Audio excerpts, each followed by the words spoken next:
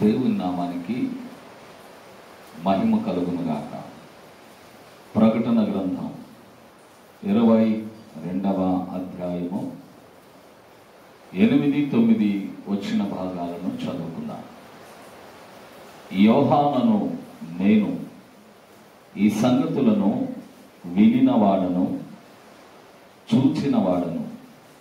నేను విని చూచినప్పుడు వాటిని నాకు చూపుచున్న దూత పాదముల ఎదుట నమస్కారము చేయుటకు సాగిలపడగా, అతడు వద్దు సుమి, నేను నీతోనూ ప్రవక్తలైన నీ సహోదరులతోనూ ఈ గ్రంథమందున్న వాక్యములను గైకొను వారితోనూ సహదాసుడను, దేవునికే నమస్కారము చేయమని చెప్పాను.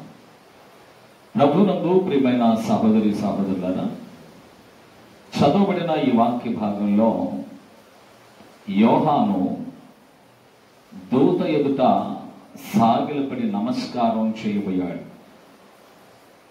భవిష్యత్ సంగతులను, సమస్తాన్ని, పరలోక సంబంధమైన వాతావరణం అంతా క్షుణ్ణంగా చూపిస్తున్న దూత ఎదుట సాగిలపడి నమస్కారం చేయబోతే యోహానును ఆ దూత ఆపింది. ఆ దూత ఆపేశాడు. వద్దు సుమి అన్నాడు.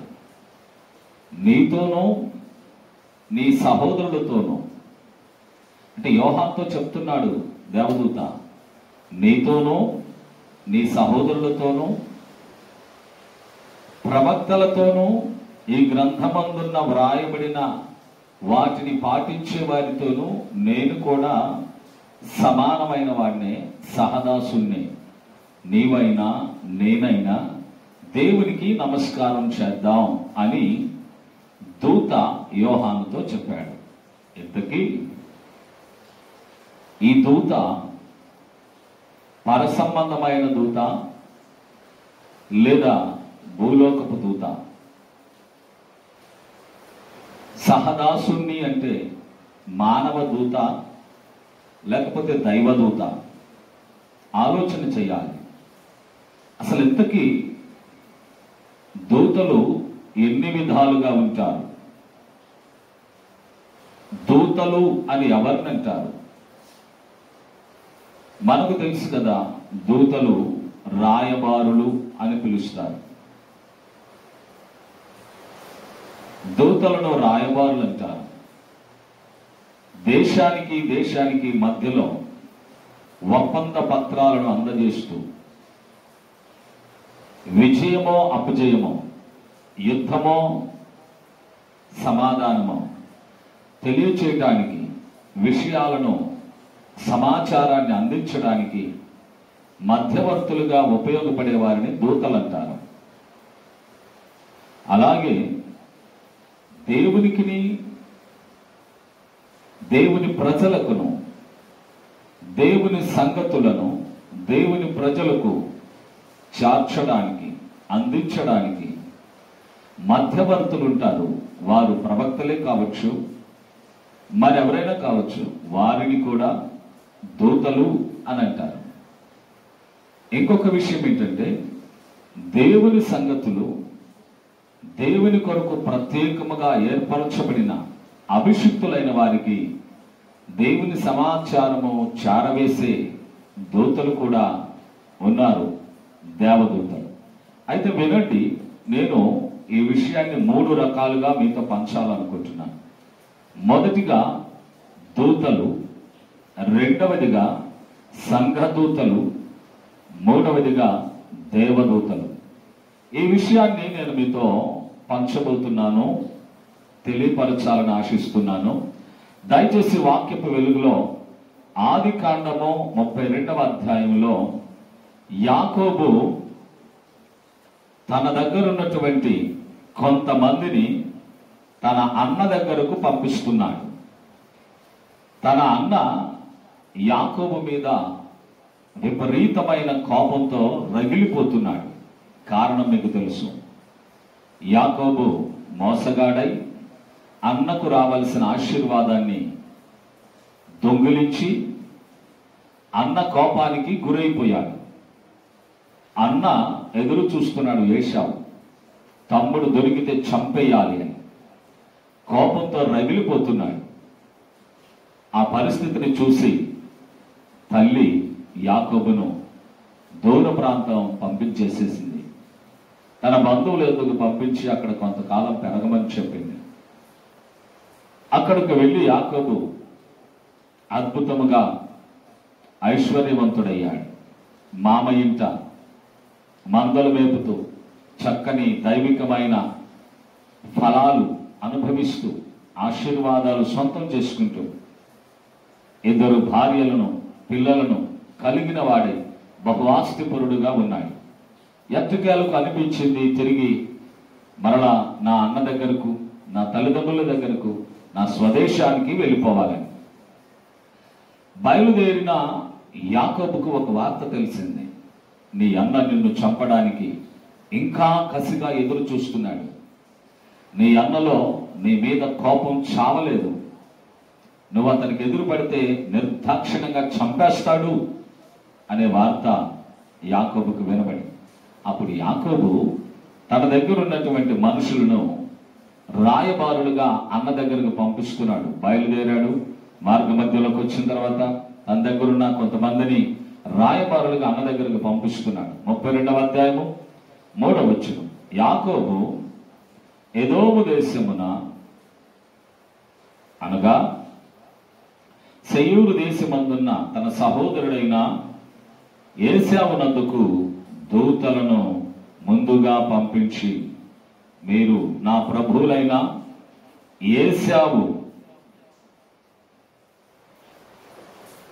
ఏశావుతో ఇదంతయు నేను లాబానునద్ద నివసించి ఉంటిని, ఇంతవరకు నేను లాబానునద్ద నివసించి ఉంటిని.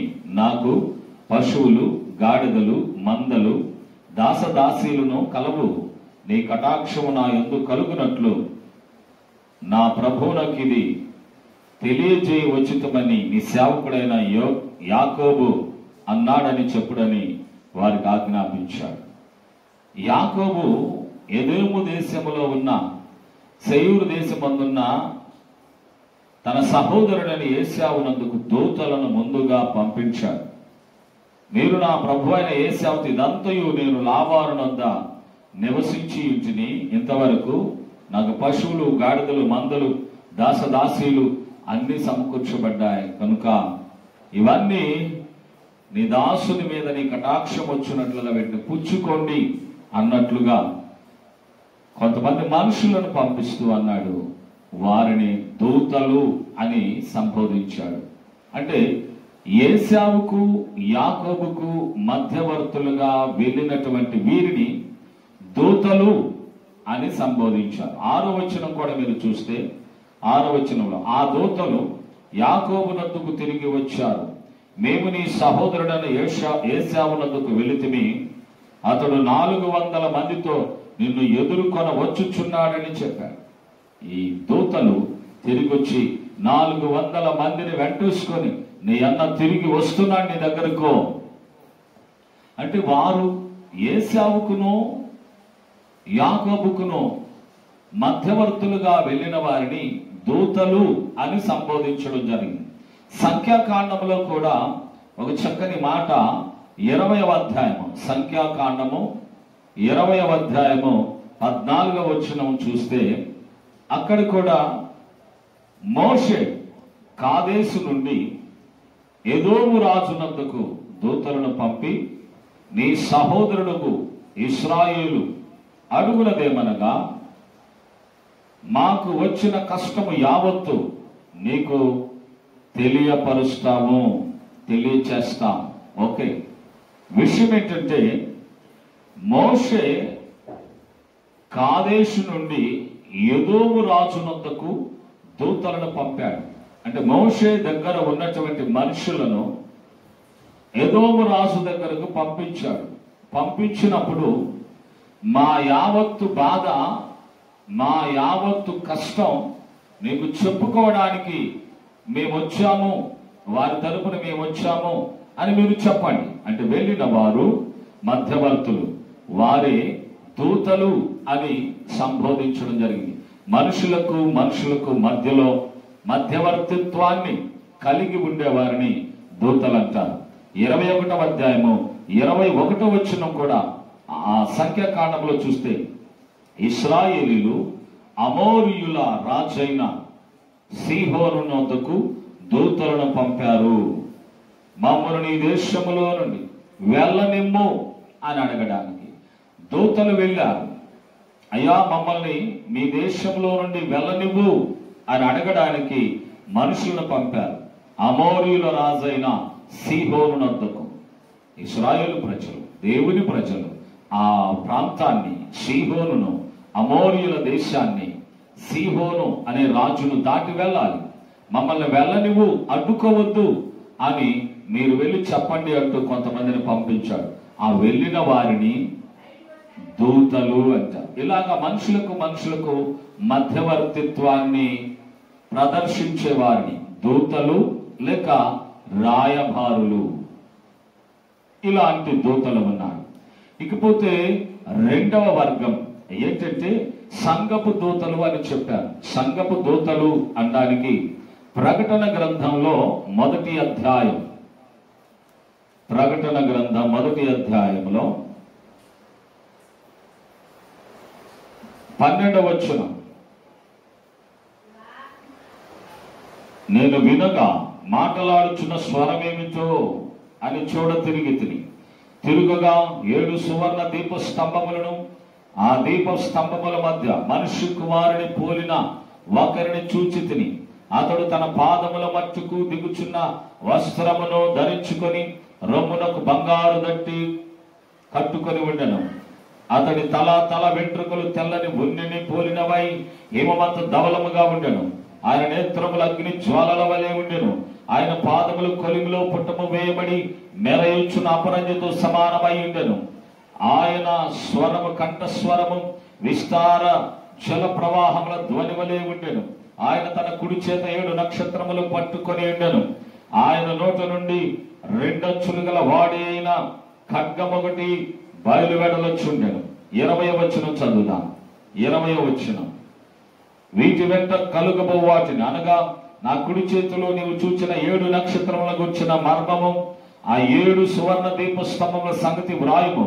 ఆ 7 నక్షత్రములు 7 సంఘములకు దూతలు, ఆ 7 దీప స్తంభాలు 7 సంఘాలు. మనుష్య కుమారుడు 7 దీప స్తంభాల మధ్య సంచరిస్తున్న మనుష్య కుమారుని కుడి చేతిలో 7 నక్షత్రాలు పట్టుకొని ఉన్నాడు.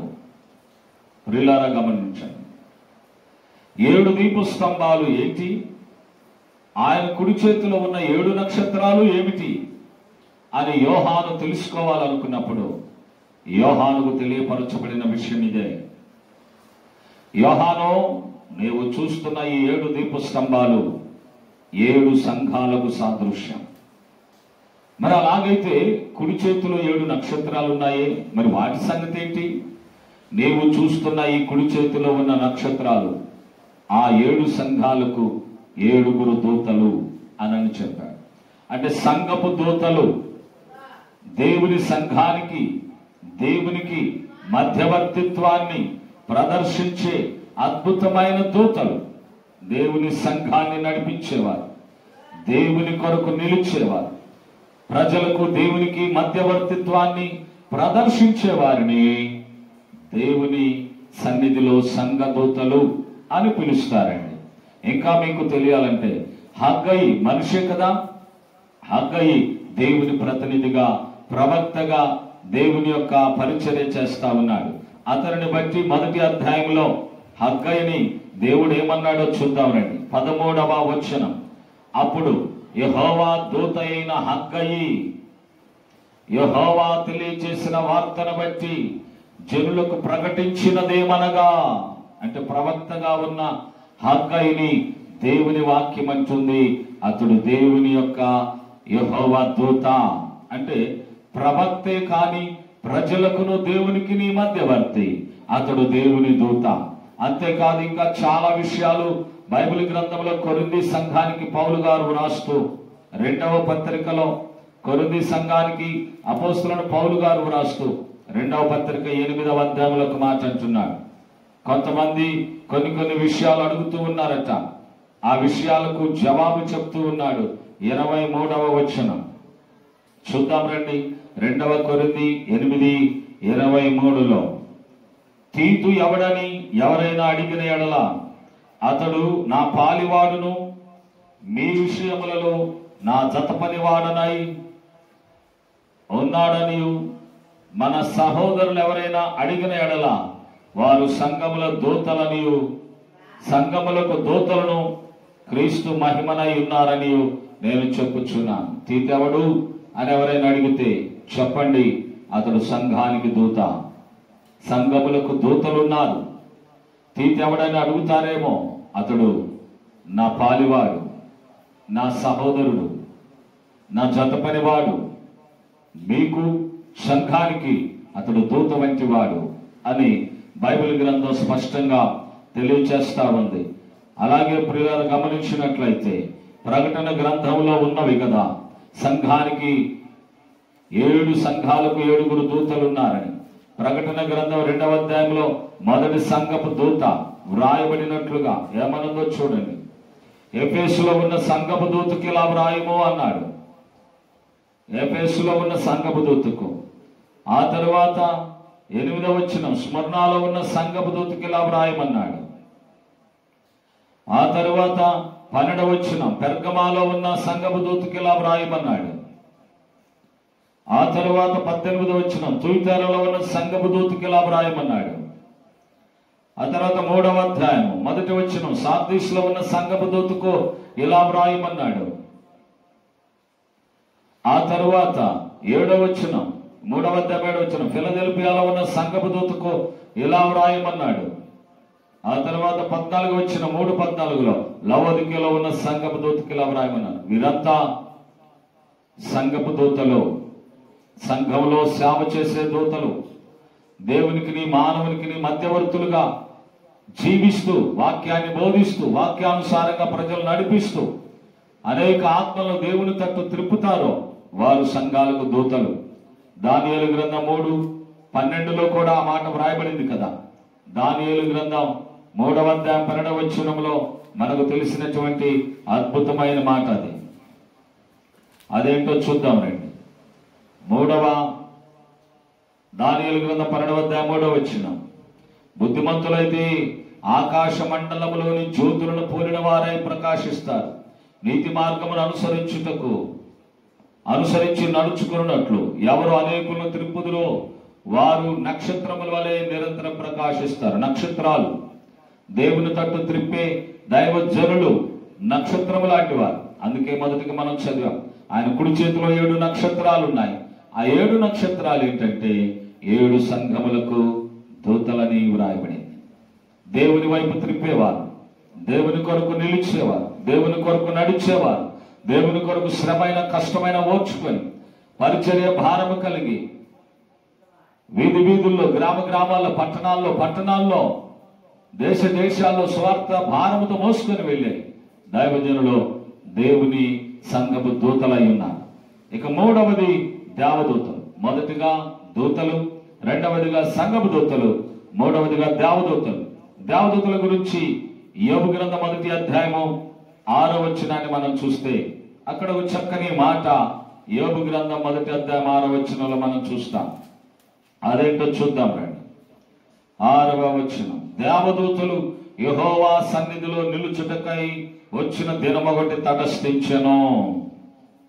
దేవదూతలందరూ కోట్ల కొలదిగా దేవదూతలు దేవుని స్తుతించడానికి, ఆరాధించడానికి, గణపరచడానికి ఆయన సింహాసనము చుట్టూ 24 పెద్దలు ఉంటారు. సింహాసనమునకు ముందు వెనుక కన్నులు కలిగి శరాపులు, కెరూబులు, 4 జీవులు, కోట్ల కొలది దేవదూతలు ఆయనను పరిశుద్ధుడు పరిశుద్ధుడు పరిశుద్ధుడని గాన ప్రతిగానాలతో దేవుని స్తుతిస్తారు. వారు దేవుని సముఖములో ఉన్న దేవదూతలు.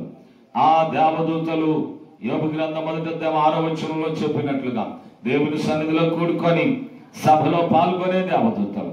అంతేకాదు హెబ్రీ పత్రిక 1వ అధ్యాయం 5వ వచనంలో ఎవరినైనా దేవదూతల్లో ఎవరినైనా నీవు నా కుడి పార్శ్వమున కూర్చో అని ఎవరి గురించి అయినా ఎప్పుడైనా చెప్పాడా అని మనం చదువుతాం. హెబ్రీ పత్రిక 1వ అధ్యాయం 5వ వచనం అనగా నీవు నా కుమారుడవు, నేను నేడు నిన్ను కనియున్నాను అనియు, ఇదియుగాక నేను ఆయనకు తండ్రినయ్యుండును, అతడు నాకు కుమారుడయ్యుండును అనియు ఆ దూతలలో ఎవరితోనైనా ఎప్పుడైనా చెప్పాడా? దూతలు వేరు, దేవుని కుమారుడు వేరు. దేవదూతలలో ఎప్పుడు కూడా నీవు నా కుమారుడు, నేను కన్నాను, నీకు తండ్రిని అని దేవుడు ఎప్పుడు చెప్పలేదు కదా అని అంటున్నాడు. ఇదే అధ్యాయం 13వ వచనంలో మనం చూస్తే, నేను నా శత్రువుల్ని పాదములకు పాదపీఠముగా చేయి వరకు, నేను నీ శత్రువుల్ని పాదములకు పాదపీఠముగా చేయి వరకు నీవు నా కుడి పార్శ్వమున కూర్చుండమని దూతల్లో ఎవని కూర్చేరను ఎప్పుడైనా చెప్పినా, వీరందరూ రక్షణను స్వాస్థ్యాన్ని పొందబో వారికి పరిచారము చేయుటకై పంపబడిన సేవకులైన ఆత్మలు కారా? పంపబడిన సేవకులైన ఆత్మలు దేవదూతలు. దేవదూతలు దేవుణ్ణి ఎరిగి రక్షణ పొంది దేవుని సన్నిధిలో ఎదుగుతున్న, ఇదిగో లోకములో ఉన్న విశ్వాసులైన వారందరికీ సేవ చేయడానికి పంపించబడ్డ వారే దేవదూతలు. అందుకే కీర్తన గ్రంథం 34వ కీర్తనలు అంటాడు ఏమని? మనకు తెలిసిన వాక్యము, యెహోవా యందు భయభక్తులు గల వారి చుట్టూ ఆయన దూత కావలి ఉండి వారిని రక్షిస్తుంది. ఆయన దూత కావలి ఉండి వారిని రక్షిస్తుంది. నిన్ను రక్షించడానికి, దేవుని యందు భయభక్తులు కలిగిన వాడుగా నువ్వు జీవిస్తున్నావు కనుక నిన్ను రక్షించడానికి ఆ దూతలు నీకు రక్షక భటులుగా, నిన్ను కాపాడడానికి రక్షణ వలయంగా మారి నీకే అపాయం కలగకుండా కాపాడుతారని తెలియపరుస్తా ఉంది. 91వ కీర్తనలో కూడా మనకు తెలిసిన అద్భుతమైన మాట ఏంటో తెలుసా?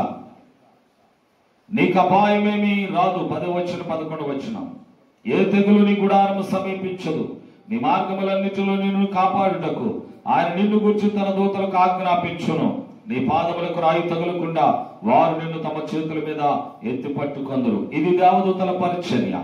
దేవదూతలు నీ పాదములకు రాయి కూడా తగులకుండా నిన్ను కాపాడుటకై దేవుని చేత నియమించబడిన ప్రొటెక్షన్ నీకు ఇవ్వగలిగిన రక్షక భటులు, సేవకులైన ఆత్మలు. వినండి ప్రియులారా, మొదటిగా దూతలు. దూతలు ఎవరయ్యా అంటే వ్యక్తికి మధ్యలో రాయబారాన్ని నడిపే వారిని దూతలు అంటారు. రెండవది సంఘ దూతలు. దేవునికి నీ సంఘస్థులకును మధ్యలో దేవుని సందేశాన్ని అందించే వారిని ఆ సంఘపు దూతలు అంటారు. మరి దేవదూతలు ఎవరు? రక్షించబడిన వారికి చుట్టూ వలయంగా ఉండి వారికి ఆపద రాకుండా వారిని చేతులతో ఎత్తిపడుతూ వారిని రక్షించుకుని కాపాడుకుని పాపములో పడకుండా శాపములో పడకుండా లోక సంబంధమైన వ్యసనాలకు బానిసలు కాకుండా జాగ్రత్త పరిచేవారే సేవకులైన